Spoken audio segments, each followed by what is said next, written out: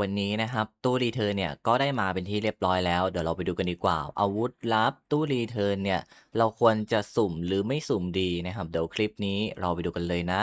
สำหรับในส่วนของตู้รีเทิร์นเนี่ยก็ได้มาแล้วนะครับในวันนี้เนี่ยมีทั้งหมด4ตัวละครสำหรับตัวละครที่ดูดีนะครับใน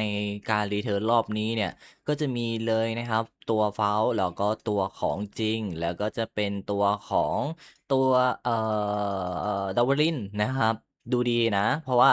ถ้าไม่มีซาโลเมนะครับตัวดาวรินเนี่ยยังเป็นตัวที่ถึกและเวลาเราเจอมอนตามด่านอะเราจะเห็นได้เลยว่าแม่งเป็นตัวปัญหาปิดดาเมจไม่พอตัวน้องฮิลเลือดไวจัดเลยดังนั้นใน3ตัวนี้เนี่ยเป็นตัวที่ค่อนข้างดีนะครับแต่เราก็ต้องพิจารณาว่ามาทำตอนนี้จะคุ้มไหมอย่างตัวของจริงเนี่ยดูเหมือนว่าจะคุ้มในช่วงนี้เพราะว่ามันมีอาวุธลับแล้วซึ่งสามารถแก้ทางในส่วนของทีมที่มีโล่หนาๆเนี่ย ได้ดีที่สุดแล้วนะครับเป็นเมตาสำหรับการแก้ตัวที่มีการเสกโล่หนาๆอย่างตัวเกนบุอย่างตัวชิงหลงอะไรแบบเนี้ยถ้าเราอยากจะฆ่าพวกนั้นได้ง่ายๆเราจะต้องมีน้องจริงเพราะว่าในส่วนของอาวุธลับของตัวจริงหรือตัวเคอิเนี่ยเป็นอาวุธลับที่เอาไว้สำหรับแก้ทางนะครับทีมโล่หนาๆเลยซึ่งในกรณีตรงนี้เนี่ยมันจะมีในส่วนของสกิลที่ดูดีก็ตรงที่ว่า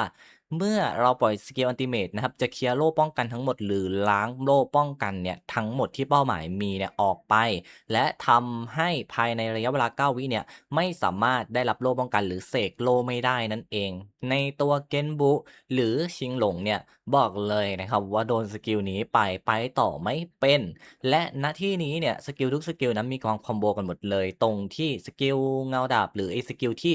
ลงหัวเนี่ยที่มันแรงๆเป็นสกิลการติดคริเนี่ยมันจะสามารถปลดสถานะบัฟเนี่ย1อันต่อ1ครั้งใช่ไหมแต่หากเป้าหมายเนี่ยไม่มีสถานะบัฟมันจะไล่มึนงงแทนนะครับ1.5วิภายใน6วิใช้ได้1ครั้งนั่นเองซึ่งไอ้ตรงนี้ถ้ามันมีบัฟเยอะๆไอ้ตัวของจริงนั้นสามารถที่จะทำการลบบัฟเนี่ยได้จนแทบไม่เหลือบัฟดีๆอะไรเลยนั่นเองตรงนี้เนี่ยก็เป็นสิ่งที่ดีเมื่อเราเอามาตีชิงหลงมีบัฟเยอะๆ มันก็จะโดนลบบัฟออกไปตีตัวของเกนบุก็โดนลบบัฟออกไปดังนั้นมันเป็นอาวุธที่โหดมากๆอยู่เทียร์สูงสุดเลยก็ว่าได้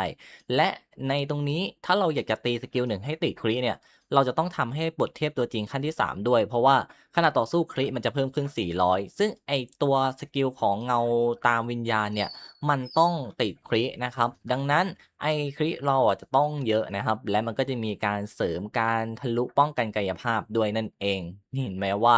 มันโหดมากนะและทีนี้เนี่ยถ้าเราถามว่าเราไม่มีจะเป็นไรไหมผมก็ไม่กล้ารับประกันเหมือนกันเพราะว่าเมตามันดันมาเป็นเมตาโลของตัวเกนบุชิงหลงไงซึ่งตัวจริงแม่งสามารถแก้ทางได้ในระดับหนึ่งแต่ก็ต้องดูกันอีกทีว่าจะมีตัวอะไรมาพลิกเมตาหรือเปล่านั่นเองในตรงนี้นะครับเดี๋ยวผมอะจะขอรีวิวตัวจริงให้ดูเพราะว่า ตัวอื่นๆถ้าเฟ้าคุณไม่เล่นทีมกระดูกคุณไม่ต้องปั้นคุณไม่ต้องสุ่มคุณไม่ต้องเอาอาวุธลับอะไรแบบเนี้ยมันพูดง่ายอยู่แล้วแต่ตัวจริงเนี่ยมันมาแก้ทางได้ทุกอย่างก็เลยอยากจะพูดถึงเยอะๆหน่อยเนาะสำหรับในส่วนของตัวจริงเนี่ยคือมันจะมีอยู่คนหนึ่งนะครับที่เป็นคู่ปรับผมเนี่ยมา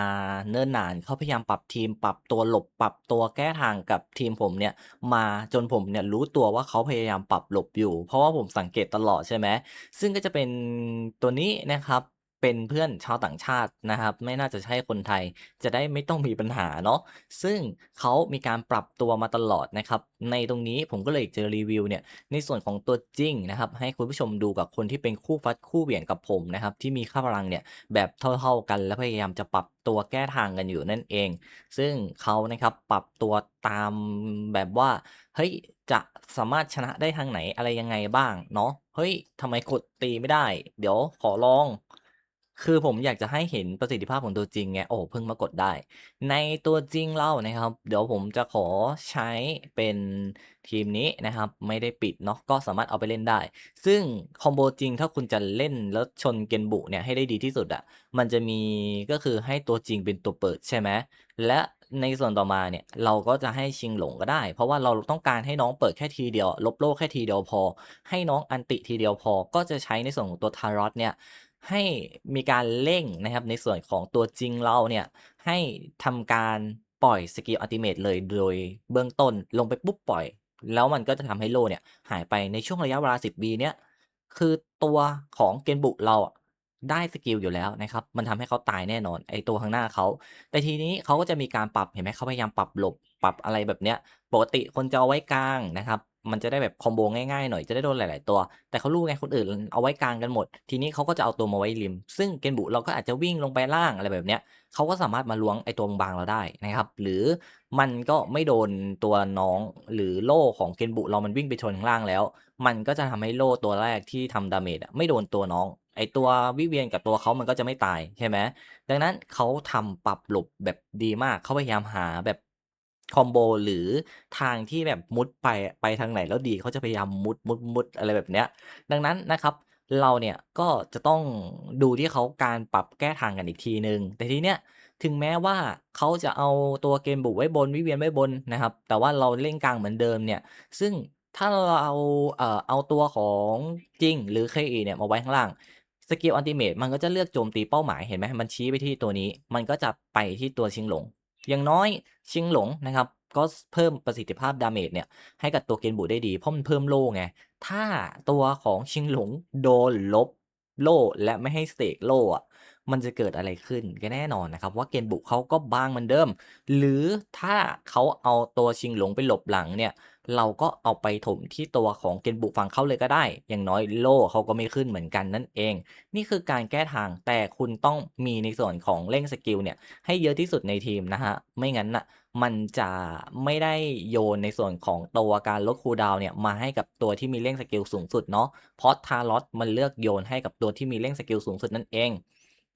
ดังนั้นนะครับเดี๋ยวเราอะจะลองให้ดูสมมุติว่ามันมี2ช้อยส์ก็คือช้อยส์ที่เขาหลบเรานะครับไม่เอาตัวของเกนบุมาชนกับตัวจริงเราเนี่ยมันจะเกิดยังไงขึ้นลงมาปุ๊บนะครับมันเร่งอยู่หรือเปล่าเร่งอยู่จริงเปิดสกิลอัลติเมตมากลางปุ๊บบางตายนะครับเห็นไหมชิงหลงไม่ได้เสกโล่เกนบุเขาตายเลย เออเนี่ยมันคือคอมโบแบบง่ายมากนะครับแค่คุณทำเร่งให้เยอะที่สุดแล้วทำขั้น3ด้วยนะเพราะว่ามันจะได้ลบบัฟด้วยไม่งั้นน่ะเขามีบัฟกันมันก็จะทำให้มันถึกยิ่งขึ้นทีนี้ทุกการโจมตีของเกนบุไม่ใช่สิทุกการโจมตีของตัวจริงเนี่ยมันก็จะทำให้การลบนะครับในส่วนของบัฟเนี่ยดีๆฝั่งเขาออกด้วยมันจะได้แบบลดป้องกันลดอะไรอย่างเงี้ยลงไปด้วยนั่นเองเนาะ ซึ่งอยู่ไหนนะครับครูปรับผมเลยเดี๋ยวลองช้อยที่2บ้างก็คือเราเอาไปตีนะครับหรือไปลบโล่ของเกนบุเนาะคุณผู้ชมลงมาปุ๊บนะครับทารอตเร่งให้กับตัวจริงตัวจริงใช้สกิลอัลติเมตบับเข้าไปเรียบร้อยไปที่เกนบุนะครับเกนบุไม่มีตุยเห็นปะ ง่ายไหม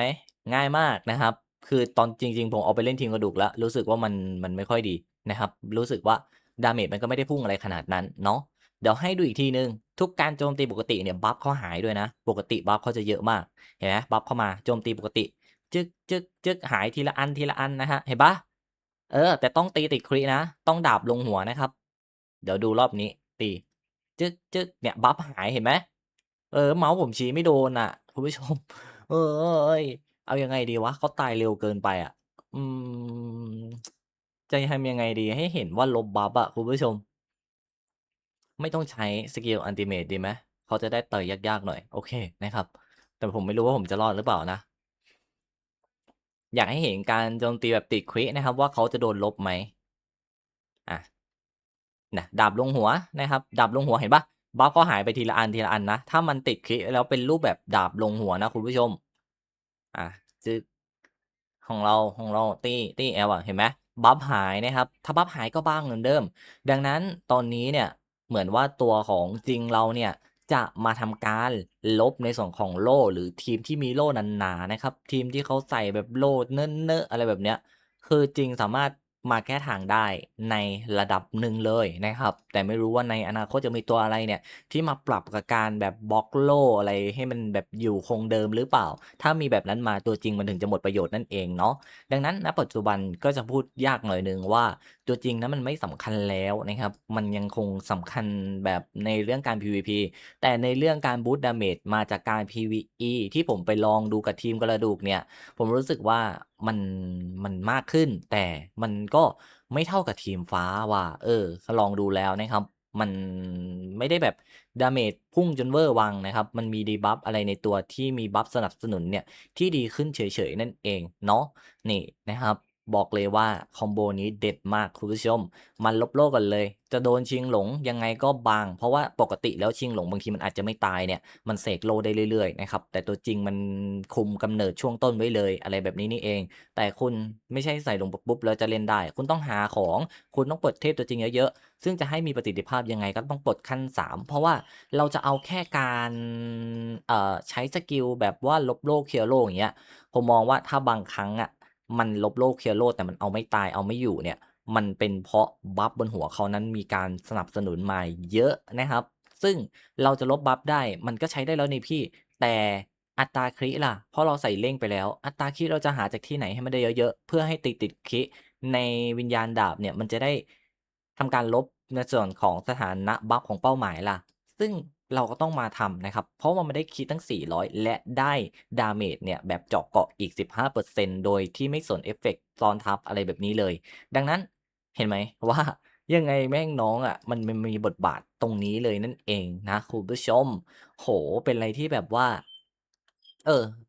รู้สึกได้ว่าตัว Genbu เนี่ยมันไม่ค่อยแบบว้าวเลยของเซิร์ฟเวอร์นอกของเซิร์ฟเวอร์นอกเนี่ยผมเห็นน้อยมากที่แบบว่า Genbu จะแบบดูดีคนพูดถึงเยอะอะไรแบบเนี้ยไม่มีนะครับและทีมเนี่ยคือแบบถ้าเจอทีมแสงก็แน่นอนนะครับว่าเจอซุดคุณผู้ชมสำหรับเซิร์ฟเวอร์นอกดังนั้นอ่ะก็เลยคิดว่าGenbu เนี่ยมันน่าจะโดนแก้ทางด้วยอะไรสักอย่างอาจจะโดนแก้ทางด้วยตัวใหม่ๆนะครับอย่างตอนนี้เนี่ยพอมีตัวจริงอาวุธลับเข้ามา